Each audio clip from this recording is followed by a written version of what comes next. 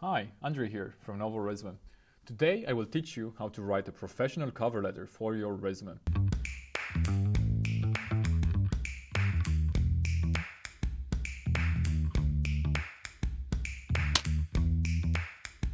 Career Advice by Novo Resume. Now, before you groan and mutter to yourself about having to write another cover letter, I've got a step-by-step guide on how to make your cover letter stand out from the rest. First, you might be wondering, what are cover letters for? Why are they even important? Well, let's start by thinking of your resume as a nice candy bar. It's got all the sweet nougat and chocolate that potential employers want. Chocolate? Chocolate! Now, the cover letter is like a wrapper. It makes the first impression and entices them to open up the package. A cover letter is used as an introduction to yourself. It summarizes your professional background, how you can apply your experience and qualifications to the job, why you want to work in this specific company, and it can also spark the HR manager interest in you. On the other hand, if you've got a bad cover letter, it won't matter how good the candy bar is, I mean your resume is. It will probably end up in the trash next to a banana peel and used napkins and sorts. So keep in mind that a cover letter is a supplement to your resume, not a replacement. So it's essential to know how to write a convincing cover letter. Step 1. Let's start with the structure. You shouldn't just slap pictures and fun facts about yourself all over the page, because this isn't a dating profile. The first step is creating a header. And no, not like in football. The header goes on the top of the page, and it includes your own contact information, like full name, your phone number, email address. With email, make sure it's not an email used in high school like picklelover69@hotmail.com, etc. You want this to look professional and to be taken seriously, regardless of how much you may love pickles. I'm a pickle! I'm Pickle Rick! Optional as well is your social media profiles.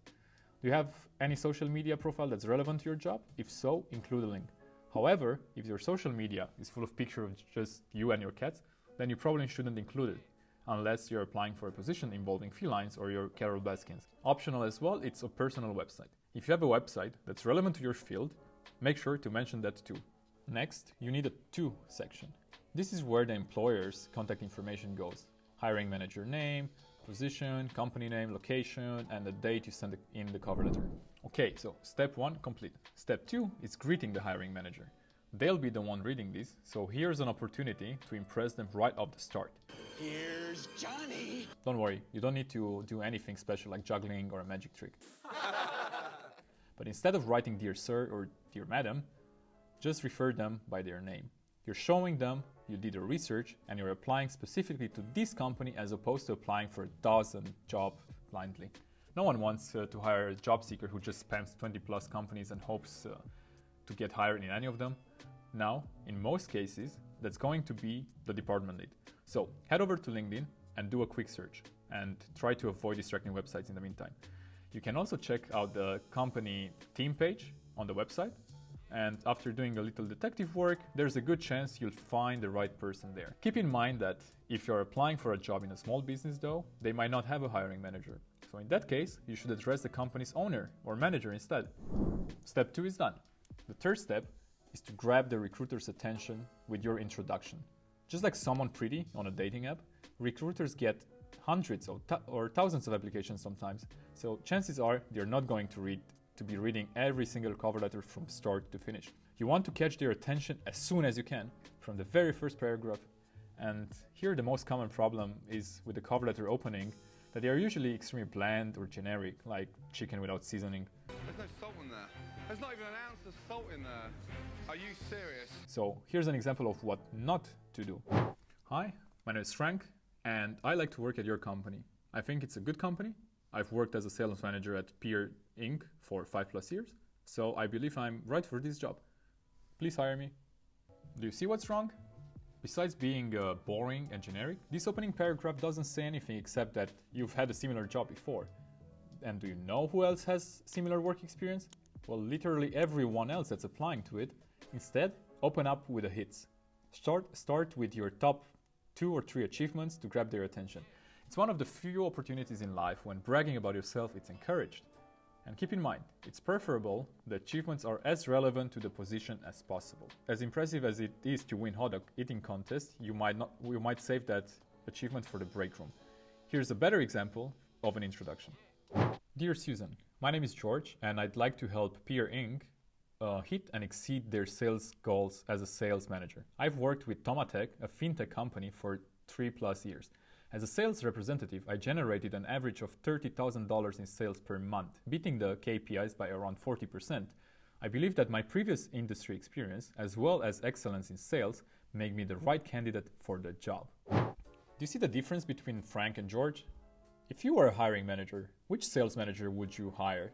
Well, probably George. So, congratulations, hypothetical George. Step 4. Show them you're the right person. Now that the introduction is complete, let's work on that body. And don't worry, this doesn't involve any exercise. The body of your cover letter is the most important part of your cover letter, and it should be split into 2 paragraphs. The first one is explaining why you're the perfect person for the job, and the latter is for proving that you're a good fit for the company. So let's begin. Before you even write anything, you need to learn what's the most important requirement for the role. You want to really understand what the company and the job are all about. Find out what its hobbies are, its favorite food, what it likes to do for fun. I'm kidding. Instead, open up the job ad and identify which of the responsibilities are the most critical. Most people mess up here. They do minimal research and they write something extremely generic, like, I really like Peer's product line and believe it's very groundbreaking and innovative. I'd love to be part of a company that puts such a large focus on innovation and improvement. I can help innovate too. Well, that's not very innovative writing, is it? The writer probably took 5 seconds to write it. It's not special and can apply to every single project manager in every single company like ever. The key here is to do your research. Try to identify the following. What's the job? What will your day-to-day work look like? Which team or department are you going to be part of? What's your number 1 responsibility for the role? Which of your top soft skills are you going to use for the position? Which technologies or software are you going to use? Do you feel like a detective yet? We are not done. There's still a few clues you should identify, perhaps using the company's website. What's the company's size? Is it a small startup, multinational corporation, something in between? Is the company local or international? Which regions do they operate in? Is it a service or a product company? What's the service or product they are offering? What kind of culture does the company have? Is it informal or serious? Once you know what company you're applying at and the job you'll be doing, you're ready to write a great cover letter body section. And don't worry, all this research will also come in handy during the interview phase. Make sure to include the following in your body section: your main job responsibilities for the role, your top achievement, your top skills, why you want to work for the company you're applying for. The HR manager doesn't only look at whether you'll be good at your job or not. They're also looking for someone that's a good fit for the company culture. In other words, if the vibes are off, you're not going to fit and probably quit. No, everything's fine. Hey, listen, I quit. Employees who quit can cost a company up to 50% of the employee's annual salary. This means you also need to convince the HR manager that you're really passionate about working with them. So make sure to do a lot of research and come up with good reasons on why you're applying. You want to know things like, what's the company's business model? What's the company's product or service? Have you used it? What's the culture like? Will someone micromanage your work or will you have autonomy? Get to Googling and chances are you'll find all the information you need either on the company's website or somewhere around the web. Then you need to figure out what you like about the company and turn that into text. Here's a good example. I've personally used the Pear smartphone and I believe it's the most innovative tech I've used in years. The features such as offline burning calories and VR push-up tracker were real game changers for this device. I really admire how Pear strives for excellence for all its product lines, creating market-leading tech. As someone that thrives in a self-driven environment, I truly believe that I and your company will be a great match. Now, I shouldn't have to remind you, but just in case, don't be generic. Step 5. Wrap up your cover letter with a call to action. Once you've written the last paragraph, you might be thinking, I'm golden, you're going to love me. What else can I possibly say? I'll just wrap this puppy up and hit the sweet send button. Well, not so fast. In your conclusion, you want the following. Wrap up any points you couldn't in the previous paragraphs. Do you have anything left to say? Any other information that could help the hiring manager make their decision? Mention it here. Thank the hiring manager for their attention. It never hurts to be courteous, as long as you don't come off too needy. Desperation has a scent, even on paper. Finish the cover letter with a call to action. The very last sentence in your cover letter should be a call to action.